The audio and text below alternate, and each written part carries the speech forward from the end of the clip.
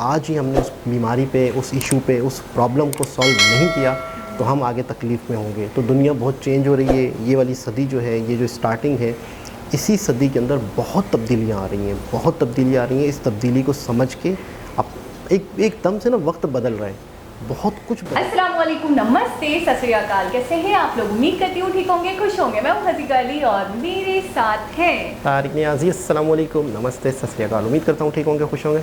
दोस्तों जहाँ रहे खुश रहे, माँ बाप का ख्याल करें, क्योंकि माँ बाप में तो सभी कुछ है। आज की हमारी वीडियो है India direct tax collection. Start करते हैं अपनी वीडियो को। लेट्स स्टार्ट है India direct tax collection India से स्टार्ट करते हैं वीडियो। सवाल करते हैं मोदी सरकार की नीतियों पर, उनके लिए जवाब आ गया।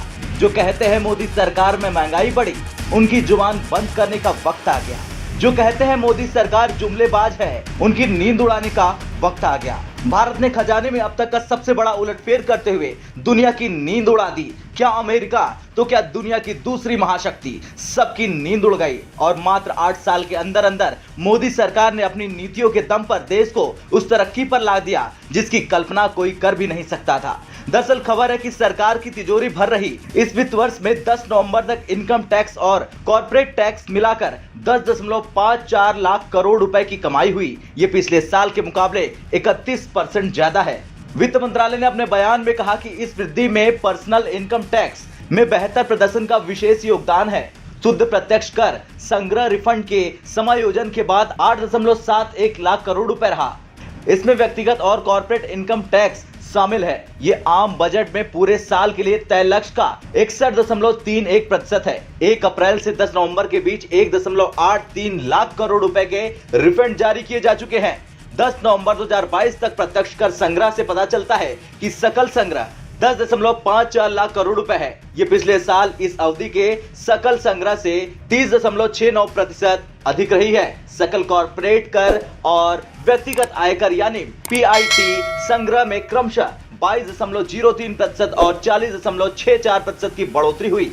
तो वहीं दूसरी तरफ मॉर्गन स्टैनली ने फिर से दोहराया कि अगले 10 साल तक दुनिया में भारतीय इकोनॉमी की रफ्तार सबसे तेज रहेगी। रिसर्च एजेंसी ने बताया कि भारत की जीडीपी अगले 10 साल में 3.4 ट्रिलियन डॉलर से बढ़कर दोगुनी यानी 8.5 ट्रिलियन डॉलर हो जाएगी। वहीं अगले 7 साल में 2030 तक ये बढ़कर 6.5 ट्रिलियन डॉलर तक पहुंच सकती है। दावा है कि भारत हर साल अपनी जीडीपी में 40 अरब डॉलर जोड़ेगा। इससे ज्यादा जीडीपी केवल अमेरिका और चीन की होगी। यही नहीं, अगले 10 साल में होने वाले कुल वैश्विक ग्रोथ में 20% हिस्सेदारी भारतीय अर्थव्यवस्था की होने का अनुमान है। दावा यह भी है कि भारतीय शेयर बाजार तीसरा सबसे बड़ा बाजार बन जाएगा। ये कहा जा रहा है कि 10 साल तक विकास दर 6.5% रहेगी। रिपोर्ट ये भी बता रही कि भारत अब 15 साल पहले के चीन के बराबर पहुंच गया। मॉर्गन स्टैनली की माने तो जीएसटी पीएलआई का डबल इंजन इंडिया में हिट है और फायदा दे रहा। खैर ये आंकड़े सरकार के लिए निश्चित रूप से राहत भरी खबर है। देखना यह होगा कि इससे अर्थव्यवस्था को और कितनी मजबूती मिलती है और क्या वो वक्त करीब आ गया जब भारत चीन और अमेरिका के पास पहुंच जाएगा। आपका क्या कहना है? कमेंट कर जरूर बताएं। ब्यूरो रिपोर्ट, भारत तक।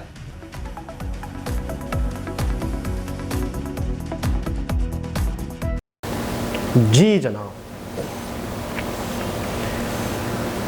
कितने साल? 15 साल पहले का चाइना।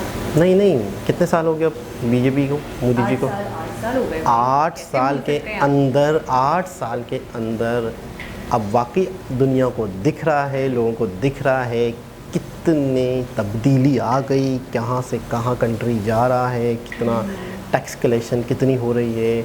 अच्छा, इंडिविजुअल कलेक्शन जो होती है ना बंदे की पर्सनली, वो बड़ी कम होती है। बड़ी बड़ी कंपनियां तो टैक्स दे रही होती हैं क्योंकि वो टैक्स के अंदर नहीं, वो बच नहीं पाती। शायद उनकी रजिस्ट्रेशन होती है, सारा एक सिस्टम होता है, उनका एनटीएन बनता है।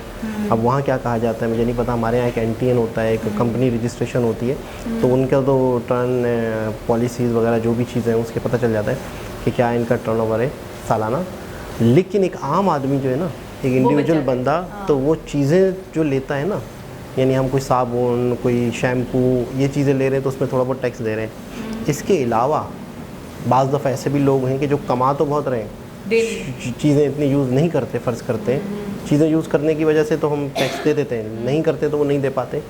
तो ये अक्सर एक दोस्त है वकील, वो कहते हैं कि हम जो भी चीज़ें ख़रीदते हैं उसकी पर्ची हो। अगर आप आप एनटीएन है आपका, आप टैक्स पेड इंसान हैं, आपकी सालाना इनकम 5-6 लाख है टोटल, तो आप टैक्स वाले हैं। लेकिन आपको उस टैक्स से बचना कैसे है? कैसे? आपने जो भी ख़रीदारी की है ना, उनके ऊपर बिल होता है, बिल के ऊपर हर चीज़ का टैक्स लिखा होता है।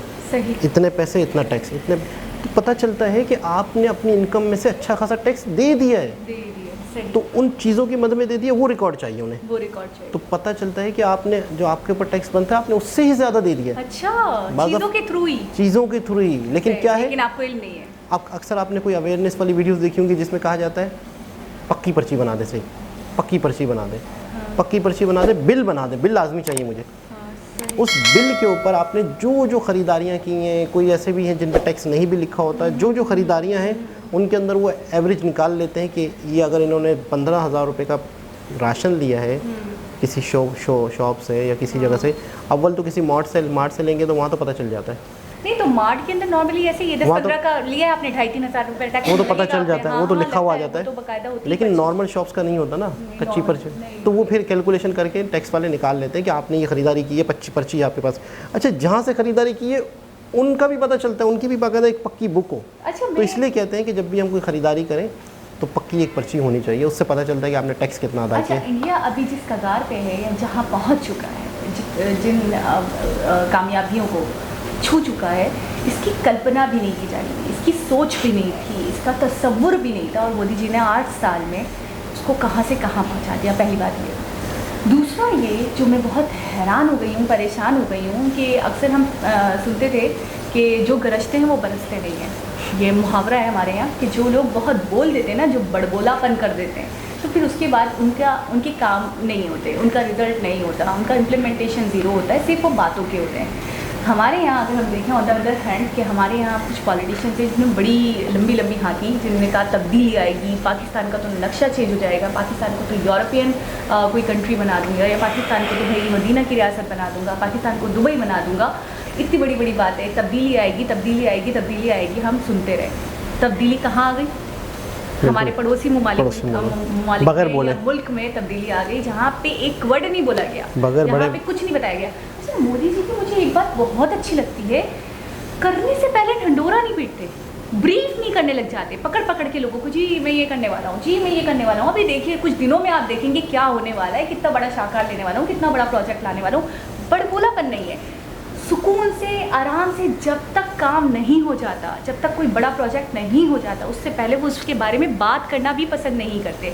दूसरा, अपोजिशन ने क्या किया, अपोजिशन क्या करके गई थी? अपोजिशन ने बेड़ा गर्क कर दिया था, मैं तो करना चाहता था, मुझसे तो हो नहीं पाया, मैं तो बड़ा अच्छा था, मेरे तो पाँव हाथ बंधे हुए थे, मैं तो बड़ा आगे ले जा सकता था, अगर मुझे कुछ दिनों पहले मुल्क मिल जाता, मुझे तो बहुत गलत टाइम पे मुल्क मिला, मेरे को तो सत्ता जो मिली है वो मुझे महंगी पड़ गई है।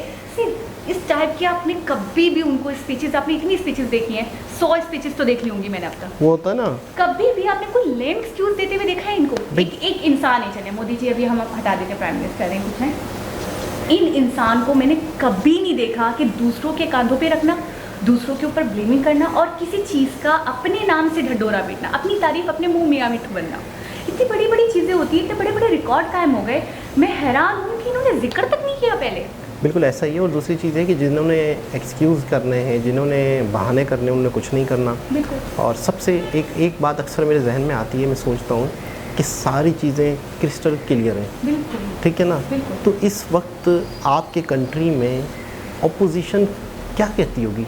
मतलब अपोजिशन को तो चाहिए कुछ ना कुछ, मतलब उसका एक फ़र्ज़ बनता है, उसकी एक ड्यूटी है कुछ ना कुछ बोलते हैं। तो मैं ये सोचता हूँ कि अपोजिशन क्या तारीफ़ें कर रही होगी, यार ऐसा हो गया, हमने तो सोचा ही नहीं था। हमने तो इसके बारे में अभी परसों तो मैंने स्पीच में बोला था, जैसे फॉर सपोज कांग्रेस के कोई बड़े नेता बोलते होंगे, यार परसों तो मैंने बोला मोदी जी ये नहीं कर सकते, लो भाई आज तो ये स्कीम लॉन्च हो गई, ये हो गया, आज तो ये प्रोजेक्ट लॉन्च हो गया। अच्छा, इतनी और बहुत सारे काम हैं। लेकिन मैं ये सोच रहा हूँ कि ये क्या इल्ज़ामात लगाते होंगे, आप लोग वो नहीं कर रहे हो जो आपने कहा था, आप वो नहीं, मतलब उन्हें बोलते हुए भी थोड़ा सा अजीब नहीं लग रहा होगा, या कुछ ना कुछ नहीं कर रहे होंगे, या कुछ भी नहीं बोल रहे होंगे, ये कहाँ से ढूंढते होंगे, बोलने का मवाद मिलता कहाँ से होगा? मैं तो ये सोच रही हूँ, मैंने तो कोई नुक्ता छोड़ा ही नहीं है। मैं यही सोच रहा हूँ, अगर अब भी कुछ बोलते होंगे तो मैं कहता हूँ उनका मजाक बनता होगा, मजाक ही बनता है, मजाक बनता होगा, बिल्कुल, इसमें कोई भी शक नहीं है। और वाकई ये 8 साल बहुत बहुत बहुत इंडिया के लिए हर पॉइंट ऑफ व्यू से यार। सुनहरी अच्छा, एक चीज़ को आप पकड़ लेते हैं, एक कंट्री के एक खसूसियत होती है, कोई कंट्री टूरिज़्म के लिए बेहतरीन होता है, उसको फ़रोग देता है। कोई कंट्री एग्रीकल्चर के लिए बेहतरीन होता है, कोई कंट्री क्या कहते हैं इंफ्रास्ट्रक्चर के ऊपर ज़्यादा फोकस कर रहा होता है कि जी इंफ्रास्ट्रक्चर अच्छा हो जाए हमारा। मतलब कोई भी शोबा, कोई भी मैदान, कहीं पर भी कोई मतलब एक होता है ना खला, एक या झोल, एक होता है ना स्पेस हाँ। नहीं हुई, हर मैदान को पकड़ा, हर एनर्जी को, सबसे मेन चीज़। अच्छा, आने वाले वक्त की प्रॉब्लम्स को भी भांपा, फ्यूचरिस्टिक पे भी नज़र है उनकी, क्या हमारे फ्लोज है उस पर भी नज़र है उनकी, क्या डिफेक्ट्स है हमारे, कहाँ पे काम करना चाहिए, आगे फ्यूचर क्या होना चाहिए इंडिया को कहाँ लेकर जाना है, हर चीज़ पे नज़र बनी हुई है। यही होता है कि वही कंट्री, वही लोग तरक्की करते हैं, वही कंट्री आगे जाते हैं जिन्हें आगे 20-20, 25-25 साल का प्लान हो, पता हो दुनिया कहाँ खड़ी होगी, हम कहाँ खड़े होंगे। अगर आज ही हमने उस बीमारी पे, उस इशू पे, उस प्रॉब्लम को सॉल्व नहीं किया तो हम आगे तकलीफ़ में होंगे। तो दुनिया बहुत चेंज हो रही है। ये वाली सदी जो है, ये जो स्टार्टिंग है, इसी सदी के अंदर बहुत तब्दीलियाँ आ रही हैं, बहुत तब्दीलियाँ आ रही हैं। इस तब्दीली को समझ के